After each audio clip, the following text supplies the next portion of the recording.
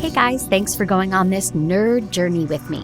If you want your episodes ad-free, go to makemeanerd.com/join and hit that button. Hooked on you, baby, you're golden. Time moves, I never noticed. Just can't get enough. Got me wonderstruck. Hello, everybody, and welcome to Make Me a Nerd. I'm Mandy Kaplan, a mainstream mom whose mission it is to explore the world of nerd culture that I've been missing out on and afraid of my whole life. Hey, anybody new to the podcast? If you are, this is how this all works. So I get approached by one of my dear nerd friends or colleagues or strangers. I've had a lot of strangers on lately. And they say, hey, Mandy, you should know about this. They come on the podcast and try to get me to become nerdy about what it is they love. Today, King of the Nerds. He's back. Is this a fourth time for you? I think it's fourth or fifth, yeah. Fourth or fifth? Yeah. Maybe, yeah. So, when do I get my green jacket like an SNL or the blue jacket? I don't have any money. Everybody knows and loves him. He is the host of Comic News Insider, creator of and host of, producer of. Jimmy Aquino is back. Well, thank you so much for having me back. I appreciate it. I always love nerding out with you. And I have to say, I was thinking about this the other day. I'm really proud of you that you started this because it is a really nice challenge to yourself, that you're just like, I want to learn about something I don't know much about and get people to help me along the way. And you've been converted somewhat to a lot of it, so which is great. To much of it, which is, to my surprise, how much I've really loved. Yeah. And this came about very organically because my nerdy friend, you contacted me after listening to my Hunger Games episode. Yeah. I had 2 episodes on the Hunger Games. Yes, yeah. Mm-hmm. And you reached out and said, do you know the Hunger Games, a lot of people believe, is a ripoff of a movie from 2001 called Battle Royale? And I answered typically, And so you said, watch it and let's nerd out about that. And I'm so glad you did. This was not on my radar. Yeah. I think it's a Japanese film from like 2000, 2001. Yeah, and like it wasn't really released here till much later because there's a lot of red tape in the release. But us being in theater, we did a lot of theater, and a lot of my friends were dancers, and they were from Japan. And I remember them would tell me about things, sometimes give me bootleg things. Yeah. And I think I saw the bootleg first in all Japanese, not understanding 5 words, back then around 2002 or something like that. And then I got another bootleg that had the translations, and I eventually saw it when it came in theaters here like 10 years later. But yeah, it's one of the first, probably not the first. It's based on a novel that came out the year before in 99 by Koshun Takami. And it just sort of one of the first big ones. Like Tarantino said it was like one of the best films of the past 2 or 3 decades when he saw it. All sorts of big people love it. And it sort of spawned this generation of movies like Hunger Games. And although was their name Collins claimed she never read the book or heard of it when she turned hers in, I'm like, well, there's so many similarities, so maybe, but I don't know. Yes, and it's funny you said Tarantino because a lot of the violence in this is very Tarantino-esque to me. You know, nothing's happening, everybody's laughing, and then a head explodes, and it's like it's very shocking, cartoonish, funny, but also horrifying and sick and gross. And the things that make me able to stand the violence in Tarantino. And spoiler alert in this movie.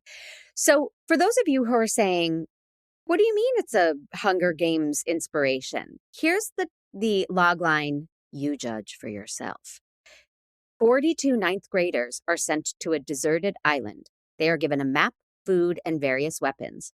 An explosive collar is fitted around their neck. If they break a rule, the collar explodes. Their mission, kill each other and be the last ones standing. The last survivor is allowed to leave the island. If there is more than one survivor, the collars explode and kill them all. No winners. Yeah. Yeah. So what's great about this film also is that it gives that in the first 5 minutes, and then you're right in. It explains, like just in captions, like what the Battle Royale act is. It's an act that the Japanese government put together, like, as kids are jerks, and like it's gotten out of hand. 800,000 students, I think it said, had like basically dropped out of school and were causing havoc, and juvenile delinquency was huge and violence. So they're like, well, we're going to teach you a lesson by randomly picking a ninth grade class every year, kidnapping you, gassing you, and then you're going to wake up on this random island and you're going to have to kill each other. And you have 3 days to do it. And then what Mandy said, these are certain rules you have to follow. It's like, Chim yeah, chimney, chim chimney. I mean, it yeah. is But it jump within 5 jumps horrifically into it. Yeah, violent. yeah. Before they even go there, you said it happens in the first 5 minutes, but before the premise kicks in, this movie starts with Oh, a suicide, yeah, and then a teacher getting stabbed. yeah. That's what really happens. And then I have a million questions about the actual opening of the film, but uh, I want to, Pete, if you would please put up this picture. When I looked up the film, this is what came up. This picture of the little girl who's bloody and smiling and holding a dolly. The previous winner from the previous winner, yeah, from the previous Battle Royale. So you just answered all my questions. Okay. Yeah, But that picture that everyone can see now on your uh, phones as you're listening is so mesmerizing it's to me. iconic. Yeah, Yeah, she's adorable and childlike, and yet there seems to now be an evil behind her eyes. It's well, because she killed people to survive. So yeah, yeah, yeah. absolutely. Her friends, you know. Okay, so full disclosure, Mm-hmm. I didn't get that was last year's winner, and I was so confused because They do kind of say it in the beginning because the reporter says something about like, "Oh, this year's winner" or something like that, and or last year or this year's winner, and it sort of sets it up. it's a girl, Yeah, is what the yeah. reporter Oh, and said. she's smiling. She's smiling. You know, and it's like, Yes, but yeah. I guess I blinked because then the next thing that happened, I thought was a flashback to like how we got to the little girl Mm. winning. So Oh, the I see. You whole thought she was going to time be the I winner. was trying I to see. find her and I didn't, the characters, there are 42 different characters and sometimes you think you get to They know go one and then they're quickly dead. sometimes. So I the whole time was like, I thought a little girl won this whole thing. Where is she? Where is she? What a So, surprise! Then nice. right? I one of the things I said was, I wish I didn't know who was gonna win because it's spoiling a lot of the fun of rooting for and then mourning because I was waiting for her to emerge, you know, from the other side of the island like, "Mwahaha." But Yeah, you probably would have understood it better had you watched it in Japanese and was English subtitles. But we'll gloss right past that. You watched the English dub, right? Jimmy's a little mad at me, everybody. I'm really mad. Well, here's the deal. I decided Yeah, to watch it as well, the English dub. I watched the original again. I have like 3 DVD versions of it. But I mean, let me fast forward through the English dub. It was awful. The it's voice hard. acting was terrible. Yeah. And that's what I think takes me out. And again, as you as a voice, I'm not shaming you, but as I'm obviously joking with you because I love you. But it's like it takes out the. Maybe you can answer this as a voice actor. Have you done dubs before, or just straight voice Very acting? little work in that arena. I feel like, and correct me if I'm wrong, maybe not in your case. I feel like dubs are basically told like just read the script, not much acting put behind it. They don't really Not direct much. anymore. Okay, Not maybe not anymore. anymore, but definitely But back then, I feel it back has a then. lot of it because it And feels like they were told what you get one take.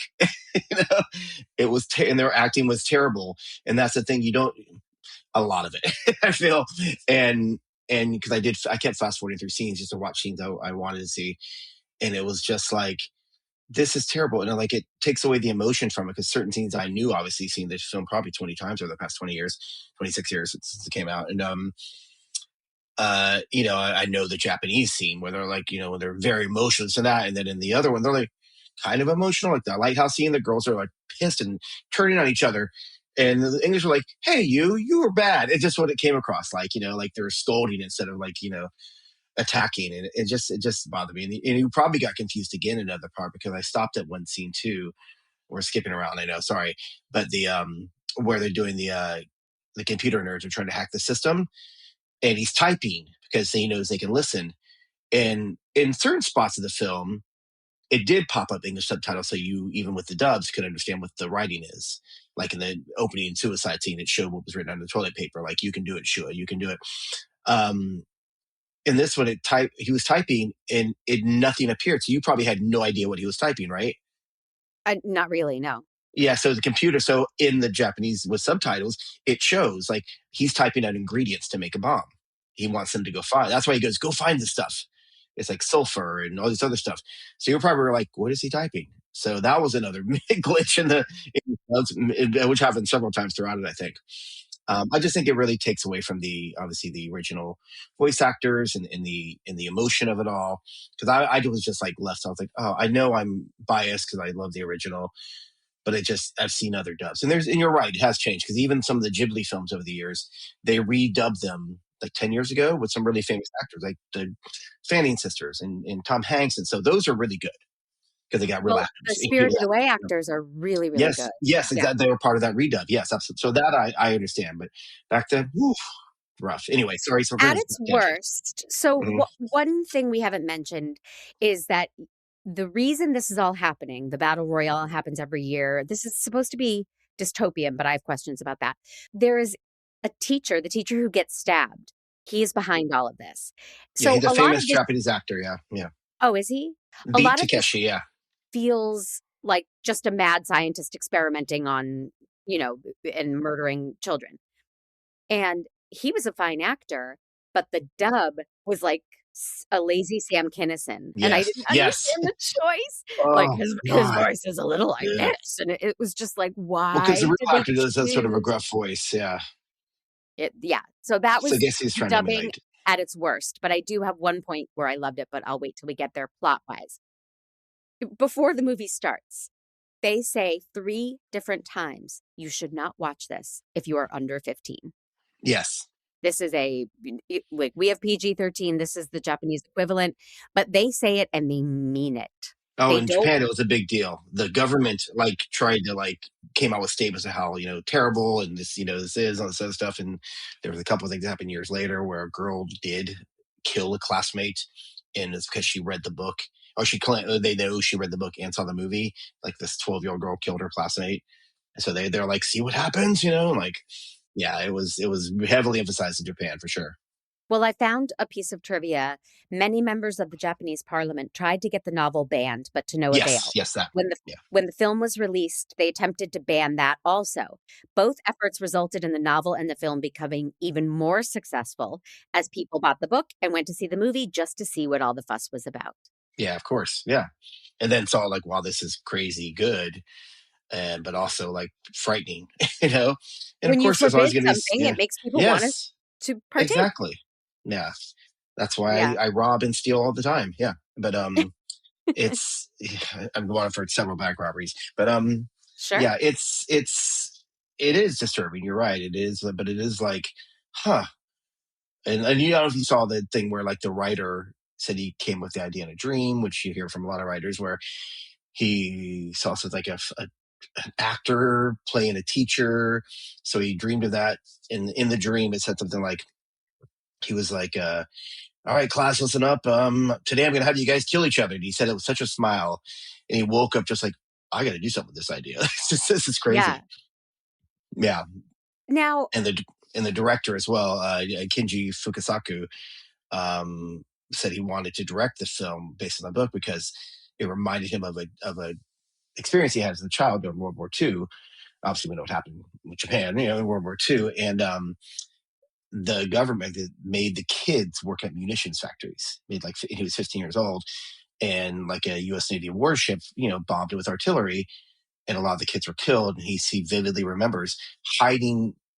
They would just nowhere to run, so they basically run into each other, and like kids would get killed. They'd hide under the bodies, and then later on they had to bury their friends. So he's like, that always stuck with me, and I had a problem with authority since I was a child, so this really spoke to me. So yeah, it's pretty intense all around. it's very intense. And it's occurring to me that no one can see you, but you are wearing essentially the school uniform of the players.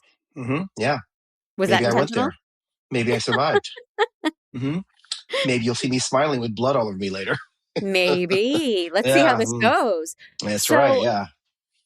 but one of the stark reminders that these are school children is that they are all still in their school uniforms because they are drugged on a bus and then they are taken they're kidnapped. So they're all it's after school one day. So seeing them all running around this island and bloody and battling each other in their little vests and skirts and stuff from school, ties and yeah. keeps reminding you. It doesn't let you forget that these are school children. It's really... Yeah. And most of the actors, well, a few of them were like 15, 16, and the rest were still pretty young, 17 to like, the rest were mostly 17 to 21. There were a couple that were like 25, like, the older ones, but it was like, most of them were teenagers that acted in it, so they looked really young because they were. And they were very good. Yeah. Many of them have gone on and still very popular. Are still very, that's one of my questions is about the actors. But so when they wake up from this drug and they're in essentially it feels like a classroom or it's headquarters of some kind. And they all wake up and they're like, where are we? What the hell's going on? And there's two brooding boy band members off in the corners, both sitting in matching positions, like, too cool for school. And Kawada and Kayama, forgive me, I will get a lot of names wrong. But Kawada's the good one. Good one. Kayama's the crazy one, And Kayada reminded me of JD from Heathers. He's sitting there brooding and handsome. Kind of, yeah. Yeah. Not as murderous that we luckily find out, but right. Well, then the teacher that they all know stands up and says, hey kids, welcome. You're all going to murder each other. And of course it's like, ha ha ha, what's really happening? Sure, yeah. Yeah, I mean, who would believe this? Mm-hmm. And then somebody speaks up and gets murdered right in front of all their classmates. Yeah. And first they bring out the teacher. Right? That's what I'm saying. The teacher says, hey, kids, you're all going to have to murder each other. That's what's going on here. No, they bring out their dead teacher. Remember in the stretcher? Oh, yes. Yeah. So that freaks them out, yeah. I thought the only thing scarier than this teacher's placid smile at the murder is his Tony Soprano tracksuit. Yes. Yeah. Why is he wearing a Tony Soprano tracksuit? Because he's chilling. He's just like, whatever. Cool, because he's the one that got stabbed by one of the students early on. So he ended up like quitting teaching because of it all, and got into this program, the Battle Royale, because he was pissed at kids and he thinks they're the worst. And of course, the kid that stabbed him was one of the kids in this classroom, which probably had something to do with why that classroom was chosen, I'm sure. But it doesn't have anything to do with the Tony Soprano tracksuit. It's a weird choice. All the other people are in camo. Well, they're military, He's not military, He's part of the government program, but he runs it. He runs that particular like a velour tracksuit. I'm just saying. Maybe he's part of the Yakuza. And he's just like, I'm chilling, man. Whatever. It's all good. So we have reached the one voiceover that I absolutely loved, and I'm going to tell you about it. But the Japanese one is even better. But go ahead. Right after this. So he puts on a video to show the kids, like, here's what the rules and here's how it's all going to go down. Yeah. And it is like an MTV VJ. She's really cute and hot and adorable, like a morning show host for kids. Almost like an anime character in a sense, almost, yeah. Her voice is very much like an anime character. She's a famous voice actress in Japan and did many, like Detective Conan. She's very famous and she did a lot of voiceover work. So that's what she's known for. Oh, okay. Well, that's why I wish you would have heard her real voice. She was great. I don't know about the English one, but yeah. The English one was great because it was I think she was good too, yeah. I agree. Freaking creepy, oh, don't forget, you get a point if you murder your friends. And it was and she was on camera like flirting with them and like a Japanese game show. She's like, hey, happy fun time, like that. Which surprisingly enough, beat Takeshi, the teacher, famously hosted a game show for years in Japan. Oh, so really? That's why the director was like, be yourself in a sense. He is, you're hosting a game show where kids kill each other. So that's why sometimes he was even kind of like, during the video, he's like, yeah, it's okay, everybody. Thank you. Yeah. Like that. And like the creepy smile he would have all the time when somebody died or something menacing happened was just like, ooh.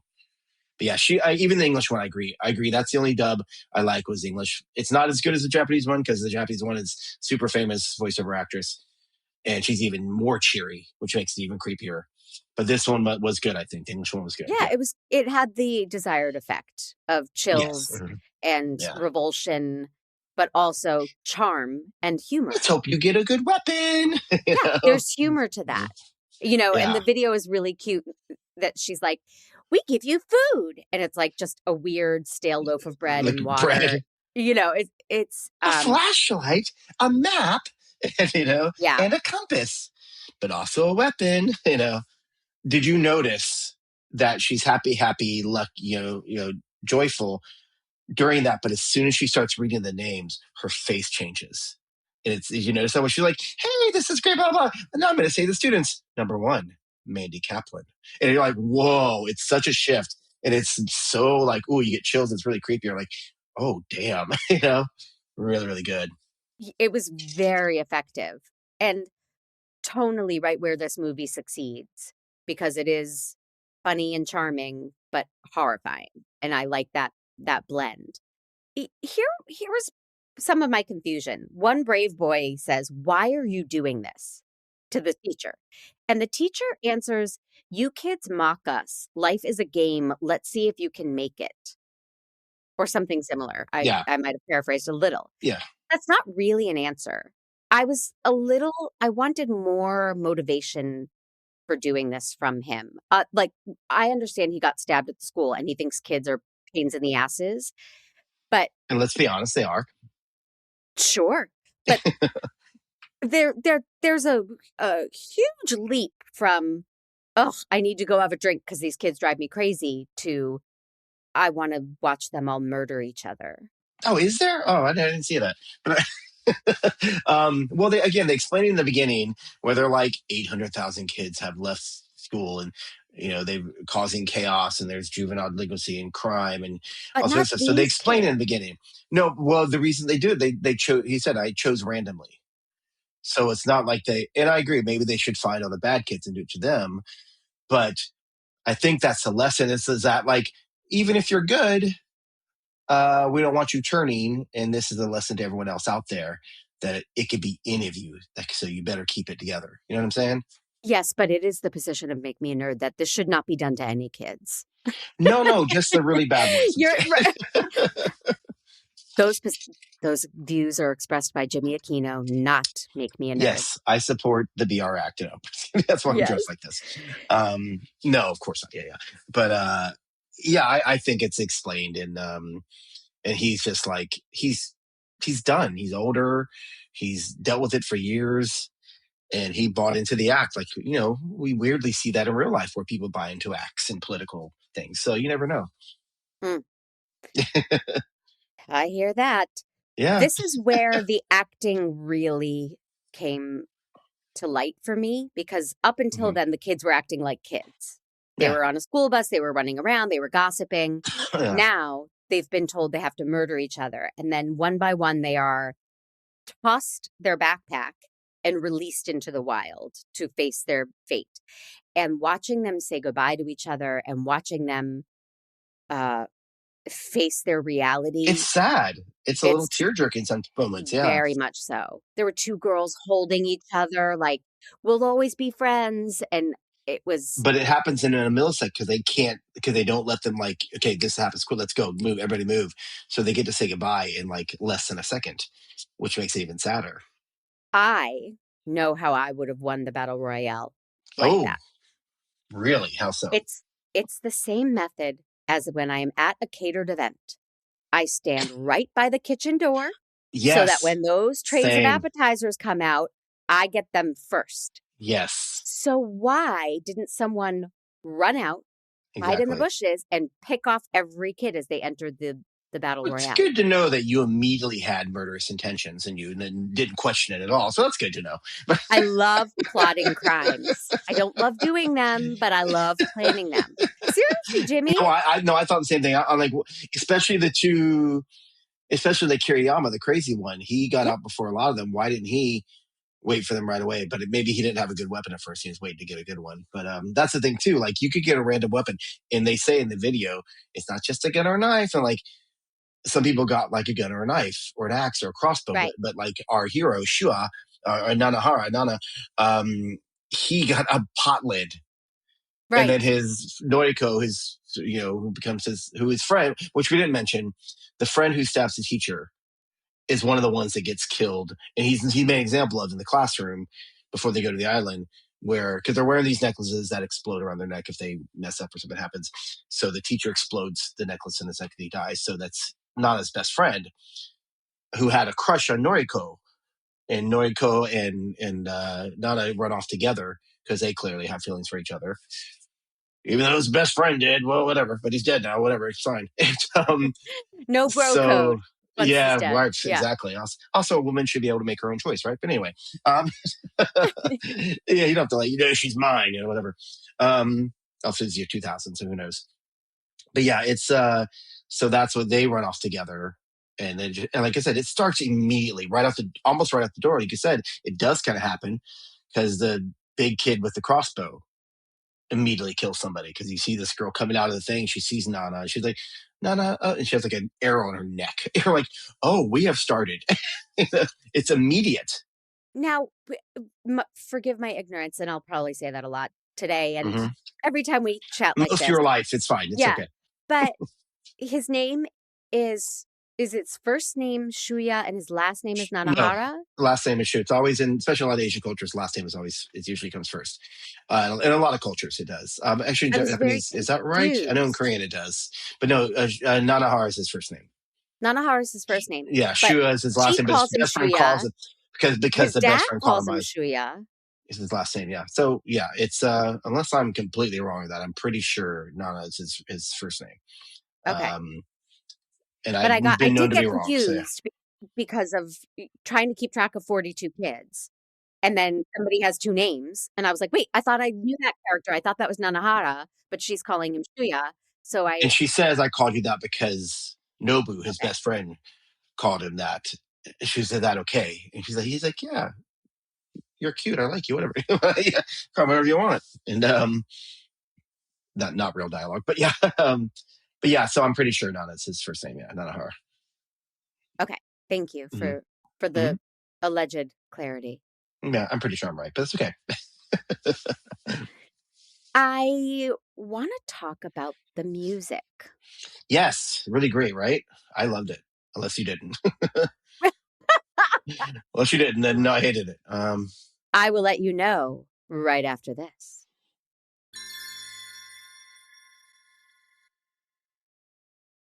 I initially loved the music.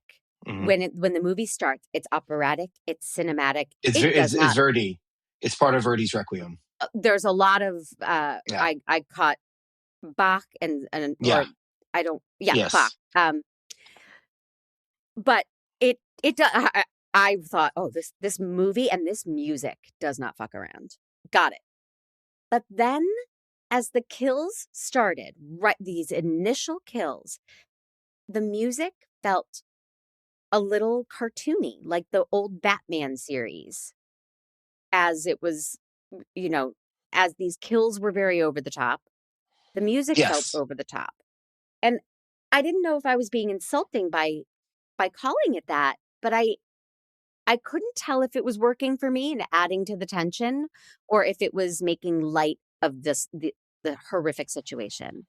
I don't know. I don't it never really bothered me, I don't think. It's like, I guess it's better than like, when someone dies, you get out, wah, wah, it's better than that. So it's like, but although it might have but like you said, if the kills were ridiculous, people would be shot multiple times and get up, and blood would spurt out of them unrealistically. Although, who knows? I've never killed anybody that way. And so I don't know if the blood spurts out a certain way or not, but it was clearly over the top. So maybe it was meant to be. I don't know. But Yeah. it didn't really bother me. Yeah. The music doesn't let up. It is they use actual composers, but then there was a composer of this movie who I think was weaving in their own stuff. Yes. I So think some so, of it's recognizable and you start to hum along thinking, "Oh, I know this piece." And then a lot of it wasn't, but there Isn't was this Wonderwall by the It's funny, I was going to say it's like wall to wall music. There's a lot yeah. it just doesn't let up. And I started loving it and I left feeling like I'm not sure Okay. how I feel about the music. All right. Does anybody talk about the music? Is that a thing? Just that the operaticness of it, like the stuff with Verdi. Is it, how do you say it? Is it Giuseppe Verdi? Is Verdi? Something Verdi? like that. Yeah. Verdi, yeah. So Verdi is like, obviously mentioned that, how great that, what a juxtaposition of this, you know, classical, just roaring music, to Hmm. this really fits it. But I don't remember. They do talk a lot about the closing song, but which is like sort of a poppy rock song. But yeah, not really much that I remember. So Okay. Yeah. Next time you watch it, keep an ear out for some music that feels like it's too okay, much. So let's talk about the Suzanne Collins of it all. yes. Because now we're there. We're Oh, I in have the dome. so many. Yeah, Do you really think she ripped this off? yeah. It's because the book came out in 1999 and English translations were available shortly after. Film came out in 2000, 2001. It was shown at film festivals all over America, but not really released till almost 2010, I think. But it was definitely shown at a lot of film festivals. Um, and whether she heard of it, her editor heard of it, it had ideas. There's way too many similarities from the things like, oh, danger zones. Like it had danger, like in Hunger Games, they had to constantly be on the move, right? Battle Royale, you couldn't stay in one area or your collar would explode. After some time, they'd have danger zones like that. The danger zones didn't have like, poisonous fog show up to kill them because Right. in Hunger Games, they're not wearing these, collars like that. But so they had that. It had the countdown, which was so menacing, the death countdown. They do that in Hunger Games as well. There's gosh, I have so many so many notes on it, but it's just like there's so many similarities. Obviously, kids, killing each other is the main thing. Putting them off on some little island somewhere, and like it's too many. There's too many. I so I guess Maybe not. I'll I give that guess caveat to, the but maybe the not. word ripoff is what's bothering Yeah, me. sure, Because if I read Romeo and Juliet and then I write a beautiful love story that's heartbreaking, it's not necessarily a ripoff of Romeo and Juliet. Like there are these themes that we just see played over and over again in our sure. art. So, Yeah, I agree. and when I read Hunger Games, I thought Lord of the Flies, and she doesn't Sure, of course. Yes, acknowledge yes, Lord of the yes. Flies as an inspiration. So I just think that she could have read this book or seen this movie and thought, "Oh, that is a fascinating idea. What would I do Mhm. with that idea?" But it How can I white this up? I mean, oh, I'm just whole saying. other issue. Yeah. Yeah. But I really don't think it's a ripoff the way you maybe believe it is. Well, it's definitely not an homage. It's like I recently saw. I don't know if you saw the recent Dracula that Luc Besson did. It was really good, but and he talks about it. It's a clear homage to um, Coppola's Dracula. So many similarities, but he talked. Yeah, I was really influenced by that film. But Another people didn't thing, like that movie, I thought. which the original Dracula with Coppola's Coppola, or the Dracula. oh, are you kidding me? I thought I love people that laughed film. at it. I Oh, that okay. no, that movie is. I think you need to look that up again, madam. But I was wildly popular, is what I remember. But yeah, please make tenuous notes. Um, but maybe we can watch them both, compare them in a future episode. But also, I know he's not the best reference right now, but on Louis C.K.'s old show, it's widely known that Dale, oh god, the comedian that everyone said would always steal jokes. Dale, is it Dale? He always Oh, would were really quirky, and that was his comedy. And I never thought he was funny. God, what Dane is his Cook? name? Dane Cook. Sorry, yes, Dane Cook. Yeah. So I never thought he was funny. Because I did feel a lot of his stuff was derivative, and it found out later, people like, he's clearly stealing jokes from other comedians. So Louis actually had him come on the show. I don't know if you ever saw Louis' show, I did, not with and it Dane was Cook. actually really good. Yeah, and he had Dane Cook come on because his daughter wanted to see him in concert. He takes the daughter to the concert and he meets Dane backstage, and they address it. I mean, they're in character on the show, but they're playing real Sure. themselves. He's like, here's the thing. I know people say you steal my jokes in the future because here's what I think. I think maybe you saw my comedy 15 years ago, 10, 20 years ago.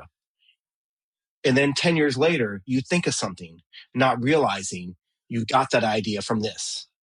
So that I understand. So of course Dane denied it because he's a joke stealer. But I just feel like, yes, can two people have the same idea at the same time? Of course. But it just seems it's just so similar. And I think a lot of it has to do with the fact that it's Japanese and she's white, sometimes people always, appropriating and taking something in. Like there were many adaptations that were supposed to happen over the years. The CW had a series planned, which I don't know how that would have worked out. But, and there was going to be an American remake, of course, and everything just never worked out, which I'm kind of glad because it's such a classic film. So I think it's possible. I'm not outright saying she did it, but it just seems too similar. And so many people say the same thing. So, which makes it right, since so many of us say the same thing. Right. Well, so many people did not like Bram Stoker's Dracula. 69% critics on Rotten Tomatoes, 79% public. I'm just saying. Well, they're the worst. So I really You're love right. that film. They're wrong. But I would also, and I'm not really arguing with you, Jimmy, because I totally see the similarities between Hunger Games and Battle Royale. I'm not denying the similarities. But you look at Squid Game, and you wouldn't say Squid Game is a ripoff of this. But there is a very similar, these people wake up in this place and they are facing their death and they're all numbered and there's, right? I mean. Well, they created, basically this movie helped create sort of that genre in a sense. So it has become this Battle Royale, where the term Battle Royale now kind of means that in film, where it's sort of something like this, like Squid Game, like Alice in Borderland, a Japanese series that just ended up, which is amazing. 3 seasons you should watch. And so there's all sorts of Hunger Games, of course. There are some movies that are similar to it, and yeah, so there's definitely a lot going on in it that which I totally get, but I would also argue that didn't the gladiators invent this type of thing? It's not a whole brand new idea with people battling it out for other people's entertainment or but not children. Not children. Yeah. Unless you grew up where I grew up, then yes. But I barely made it out. Let me tell you what. So I'm wearing the uniform. I grew up in the mean streets of Framingham, like Ted, I heard. The series on Peacock. Yeah, Ted takes place in my hometown. Yeah, I love it. I like the movies. I haven't watched the series yet, though, so I want to check it out. Yeah, it's really funny. And it's just bizarre to hear them saying, well, here in Framingham, we do things different because that's my town. It doesn't sound like a real city. Framingham. Framingham. Shout out Matt Boren, past guest. Listen, I'm sure it's the best. Yeah. Yes. Speaking of, I wanted to mention, did you recognize anyone in the film? I did not. Did you see Kill Bill? I did not. Okay, that's why then. Okay. So Chiaki Kuriyama, who plays the runner, the knife flick girl, where the guy tries to attack her and she kills him and stabs him with her knife. Yes, I have. Yeah. Chigusa. Chigusa. Yeah, Chigusa, yeah. Chigusa. She plays in Kill Bill like Lucy Liu's right-hand assassin in a schoolgirl uniform. And she has this mace and, mace and ball.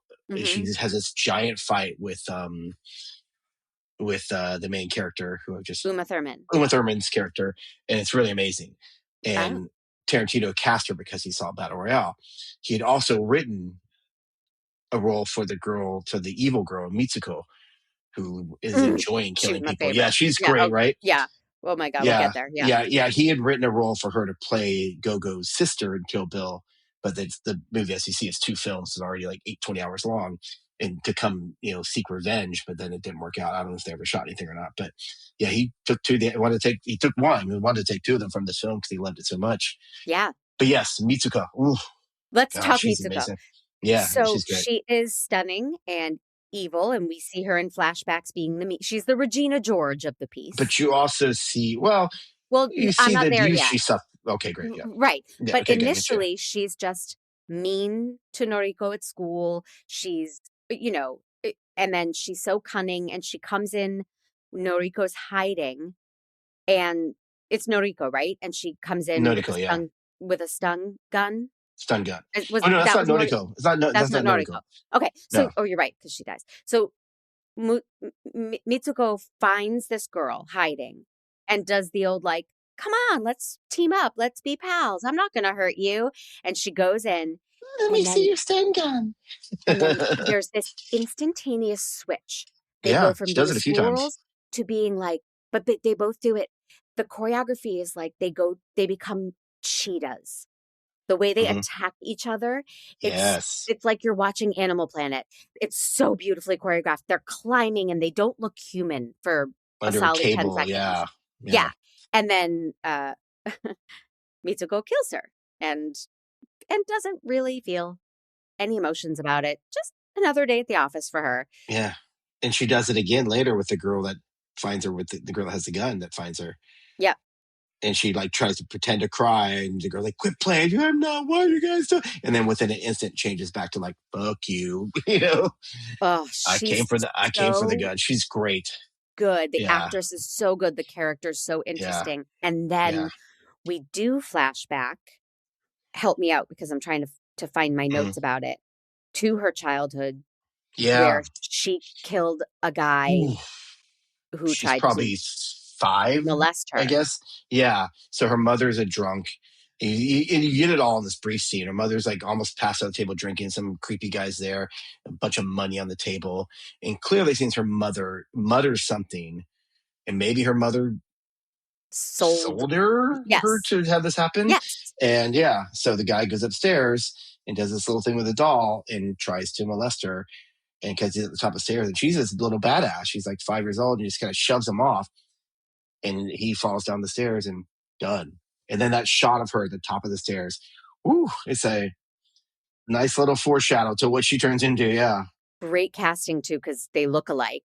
So when they come back to present day to Mitsuko, you're like, oh God. Okay, I see it. I see where she comes from and why she is this way. yeah, Very powerful.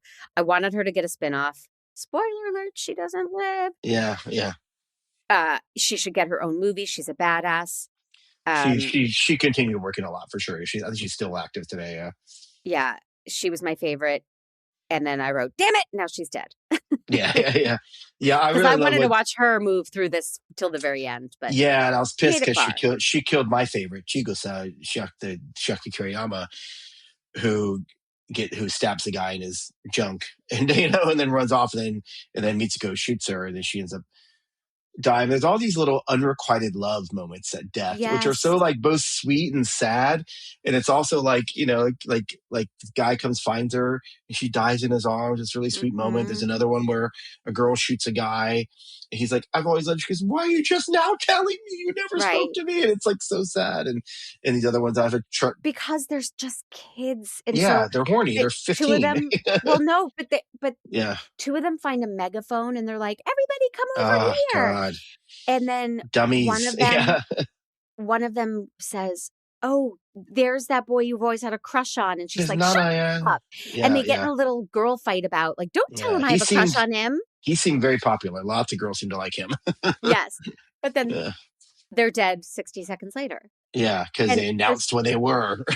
I know, Dummies. so dumb, but it was Yeah, so extra heartbreaking because they're like, shut yeah, up. No, I don't. Yes, you do. You yeah, have a yeah. crush They're on kids. him. Exactly. Yeah, And then total wham. kids. But let's talk about Chigusa. Say it one more time. Chigusa. Chigusa.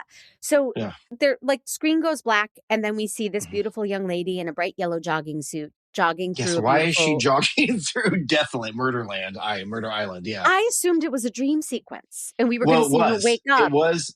Well, it was a flashback. It started out as a flashback with her running in this suit and the guy behind her on the bike. That's a flashback. And then she runs up towards the temple, and as she turns around, you see she has the collar on, but she's in the same suit because they had their clothes with them because they had So their it personal was bags too. okay, right? So they had their personal bags too with them. So some of them changed. Like Mitsuko So changed. she wasn't jogging on the island. She was She just wearing was, her. She was. Oh, or what maybe kind she of wasn't. Yeah, yeah. Maybe she wasn't jogging. Yeah, absolutely dumb to put on your bright yellow suit and go jogging for exercise when someone's trying to murder you. but she was. It was established she was like a runner and whatever like that. Yeah. So I was like, why are you training on the island? But like, I think even the guy that finds her questions like, why are you running around? But yeah, so initially it is a flashback, and then they cleverly sort of like, and I guess I can see how it could be confusing. They immediately go from that shot and they pan behind her to, I guess, to establish that no, you're here on the island now, because then you see the collar on her neck. So when she's running and the guy's on the bike, there's no collars on them. They're just hanging out, right? Okay.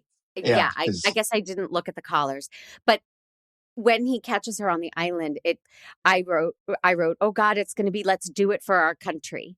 He's trying to hook yeah. up, Yeah, don't you it's like, wanna we're before you gonna die. die? Come Let's on, just yeah, make the most of it right now. yeah, And then she stabs him in the junk.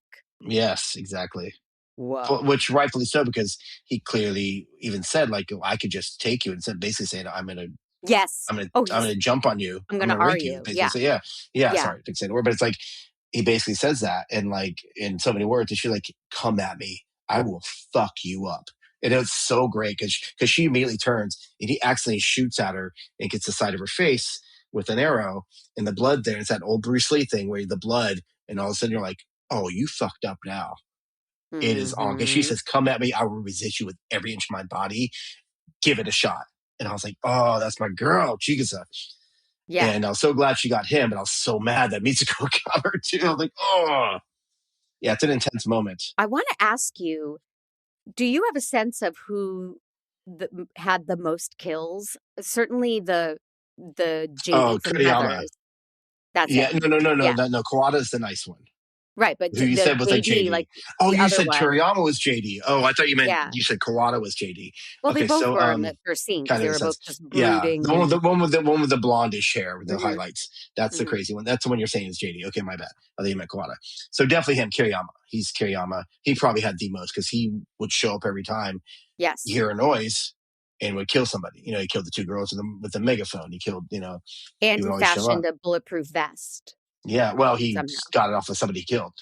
'Cause remember, Okay. one guy, he shot at the guy, and the guy pretended to be dead and Right. starts laughing. And he opens his shirt. He's like, "Oh, I got it." And then you see the next shot, Kiriyama standing over him. Now you're dead, and now I got your bulletproof vest. So that was the whole idea. Anytime you kill somebody, you want to take what they have, right? It might be a Mhm. better weapon. So the guy Mhm. had a bulletproof vest, so he took in the vest, so then he had the vest. It's like anytime the caterer comes out with anything, I take it because you don't know. Well, Like yes, it's a pig not in a this crappy blanket. little. I don't know if a crab cake is coming next. I don't No, know. So bring I'm me going the to good take stuff this. back around. Exactly. Yes. Yes. Yeah. Yes.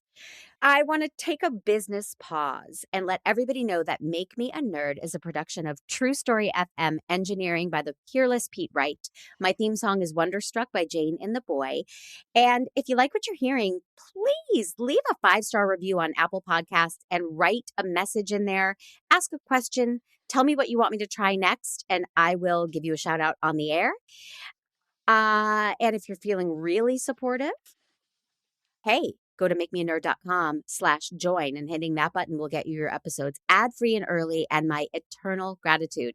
Jimmy, while we're here, where can everybody find Comic News Insider? At comicnewsinsider.com. Basically, you can find me on Instagram at Jimmy Aquino. I'm mostly at Instagram and Blue Sky these days. Yeah, we record every week.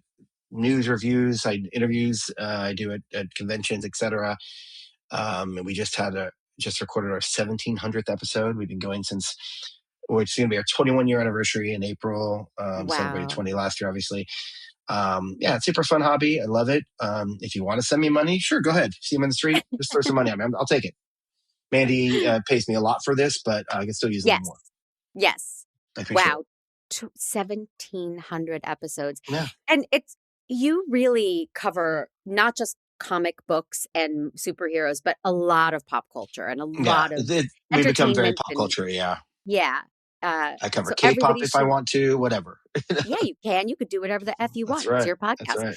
So everybody go listen to Comic News Insider, Yes. Thank please. you. And thank you. So the teacher and Noriko, what are your thoughts on that? I was very confused. There's a flashback with a like Frank Capra blur on the Mm-hmm. lens, Yeah. and they're sharing a popsicle. And I was like, what is happening? Now, did you see the extra scenes at the end of the film? Was that on the version you watched? No. There's some sort of post credit scenes. Again, did it before Avengers. Post credit scenes. There's three of them. One of them, not sure if any of them appeared in the actual theater, but I have several DVDs and they appear on the DVD. So one flashback is just of Shua Nana remembering like a basketball game, that's as we saw early on, and then another one where he's on the basketball court and he sees Nobu, Oh yeah, I who's did see dead. that. Oh, okay, that one. But then there's the scene again they show, because early on they show that flashback scene where there's no dialogue between the teacher and Noriko. And at the end, they show a flashback of them. You can hear the dialogue, them talking, right? Mhm. You see that one? I Or think no? I saw dialogue. Yeah, they're talking and she's like, oh, by the way, I kept the knife. He's like, what is an adult supposed to say to that? And that sort of ends it. But you see that in a very brief moment that the teacher has a call from his daughter.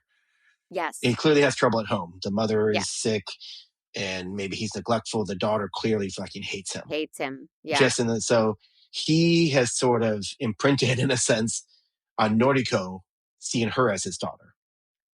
So he's got this fatherly love for her. I don't think it's anything creepy. I think he's got this, well, I guess maybe a little bit, but he has this fatherly love for her where he wants to take care of her, because there's even a moment during the game he shows up with an umbrella because it's raining to put over her head at some point. But my And then we question also, was, why yeah, didn't she kill him? Why don't they kill him? He's wandering around in the rain during the game by himself. because, well, I think there's still, because you saw Mitsuko's reaction. She's scared to death of him because she doesn't know. Maybe, well, you know what? He has the little button for the collars. Remember, he had the little remote control, so he probably had that. So they assume he has that on, and he probably does. Um, so yeah, and I'm sure we don't see, but I'm sure there maybe is a soldier or two behind him, hiding somewhere. Yeah, maybe. But yeah, he clearly cares about her, and he says that you're the only one that's ever really nice to me. She was always kind of nice to him, I guess, because you see in the beginning, she's the only one that shows up for class, and she's like, "Oh, what happened?" She's like, "Oh," and then you see at the end what happens, right? Where he wanted her to win because he did a fucking painting. A very weird. Oh, it was all weird. the kids dead and killing each other, and she's her in the with middle, an surrounded angelic by like halo sunshine. glaze, Yeah. has survived. So he was clearly wanting her to survive, and I feel like he would have went out of his way to help her, survive had she not, would have been more in trouble. But yeah. What did you think of that? Did you find it creepy? Did you think it was just sort of like a thing happens where people, oh, you remind me of my daughter, but I like you and I wish you were my daughter type thing? I almost wish it went further. Like, I wish we knew more about the teacher to get some level of, oh God, he's so broken. I see why he's doing this. It wasn't enough for me to really leave an imprint. One question I had that I mentioned earlier, but we didn't go into it, is I thought this was a dystopian story, and then maybe I don't know what dystopian means. Isn't it futuristic, like a bleak future, or does it I not have to do with the think future? I don't think it has to do with the future. I think it's just Oh, maybe I could be, again, I could be wrong. So there's rare okay. occasions where I could be Because it wrong. felt very But present day no, for it was present day. 99 or 2000 or whenever Yeah, they. it Yeah, was. Yeah, it wasn't like far off, sci-fi in the future. Like everything was very, very present day. yeah. I think it's more. I don't think it needs to be in the future. I think it needs to be more just like it's just sort of like a nightmarish landscape. Yes, that's a great way to describe it. Okay. Run by authority figures. Yeah, like Like Hunger mankind has Games. Exactly. Yeah, undergone yeah. a huge I shift mean, and some might turmoil. say Yeah. we're currently in one. So I'm just Yeah. saying, but Yeah. but yeah, it's I think it's more. I think it has to do with you do hear that like a dystopian sci-fi future type thing. Yes, of course, Right. that is a very common theme. But yeah, I don't think this is considered. It's definitely not future. It's definitely now. Definitely now. Okay. And then lastly, the very Mhm. last thing I saw was there's a sequel. It's terrible, so do not watch it. Okay. So the sequel is yeah, because everyone was very excited because especially after all the hype and it finally was released in the States, we were like, yes, bring it on, the sequel. It was bad. What are my notes? I have some quick notes on that. It is so it's Battle Royale 2 Requiem, came out 2003, a few years later. So Kinji Fukasaku, who directed the first one, died after only shooting one scene with Beat Takeshi. So his son, his son Kenta co-wrote the script, took over, made his directorial debut. Nothing to do with the novel. It's just sort of they based on the original one. Sure. So basically now, as we see at the end of the film, Nanahara and Noriko are on the run because they're wanted by the government. So this for murder, which plays on is yes, like you are put you them on that kidding me? island, yeah. Yes. So I think maybe because of the murder of the teacher, maybe that's why. Because he wasn't part of the game officially, so I think that's why. Right, but also Uh, two people aren't supposed to win, so I guess. yeah, that too. Yeah, they want to Mhm. cover it up. So they're now international terrorists, trying to bring down the Japanese government. They formed this sort of underground. Him and other Battle Royale winters, including the smiling girl from the previous when Oh, she okay. has a role in this one, which is nice to get. So they're holed up on another island. So this time, a class gets kidnapped, but their role is not to kill each other; it's to kill the terrorists. But they Oh, do a to weird hunt thing where and they okay. have the necklaces on, the collars, but they're paired up in a really weird thing where, like, if one gets killed, the other one is automatically killed. It's a Hmm. weird, like, you have to be paired together. Mhm. Um, yeah, it's just like it was like a lot of bad overacting. It got a lot of hate because there's a very anti-American Oh. uh feel to it, which whatever. But it's like Mhm. wasn't a great script. Yeah, it was. There was a bit from there is a bit where you see a flashback with the teacher and his daughter, and she is part of the commando force Oh, that okay. wants to take out the terrorists. So you get a little more about it, but it doesn't really, really make up Yeah. for it. Yeah. Yeah, so it's just like it didn't have that who will die suspense to it. Right. It was pretty widely panned, so it did not. Yeah, you don't need to see it. It's fine. Well, I'm glad I saw this one. It does feel like a cultural touch point. It feels like it influenced a lot after it, Lots. it and and it was very enjoyable, and it really messed with my head in a good way. That said, I watched so much of it like through my little fingers because it was so bloody and so Yes. violent, uh, but a real mind fuck in a great way. So thank you. I never would have known about this, and I really appreciate you reaching out Yeah. and anybody listening can say, "Oh, that's how this works. I just reach out to her." Get me on Instagram at Mandy_Kaplan_Clavens, both with K's, and just say, "Hey, have you ever seen this movie? Because I think that could make a great discussion." And come on the podcast and nerdify me. Hashtag no jerks. But we don't want any jerks on here. But also, just real quick, it was also adapted into a manga about 5-6 years later. We're in mini volumes, and I remember reading the first 2 or 3 volumes, and I sold my whole collection years and years ago, or most of my collection. But it was really sexualized, which was really disturbing because they're supposed to be kids. So there's They're a supposed to lot be of like I remember, 13. yeah, like 13 to 15 years old. I mean, Yeah. I started at 10, but whatever. We're not all, but they play that Fisher Price music. It gets it going. But it was, I don't know what I'm saying. I have no idea what that means. But it Again, the was like, views of Jimmy Aquino don't reflect the views of Make Me a Nerd. I know I'm having all these traumatic memories pop up. But yeah, so just really, it was not for me, not great. But you keep talking about trying to adapt it. We'll see what happens. Okay. Um, so we Well, did keep get a me little posted. insight into what you would do. How do you think, if this really happened, how do you think you'd react? You would not be waiting outside the door. I know you're saying that, but you would not be the one waiting outside the door. What would you do?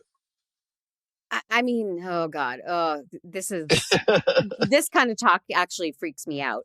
Oh, It, okay. some of Yeah, the it's over. kids kill themselves, which is like they don't Yeah. want to Yes. kill Yeah. anybody. I wouldn't want to kill anybody, so I would hide Yeah. as long as possible and then get Okay. killed.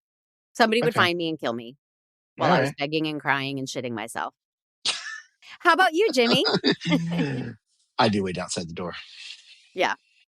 Okay. No, I would probably team up like most people did and Hmm. try to like I would try to be more Nanahara, like more like Shua. But I feel like even though he had played the game before, I'd want to be like Kawana, where I want to find a way off Yeah. and find people to team up with. Yeah. But also, I don't think I'd be afraid to take somebody off if they came at me. I think it would freak me out at first, but then I'd be like, okay, Right. well, Right. I would That's the meet name of I the would game. Mitsuko the crap out of him. Like, what's up? Yep. Oh, she was the best. Okay. Anyway, I yeah. adore you. Thank you for coming I on the adore me podcast too. I mean, I adore you again. too. Yes. Everybody listen to Comic News Insider, and thank you all for listening.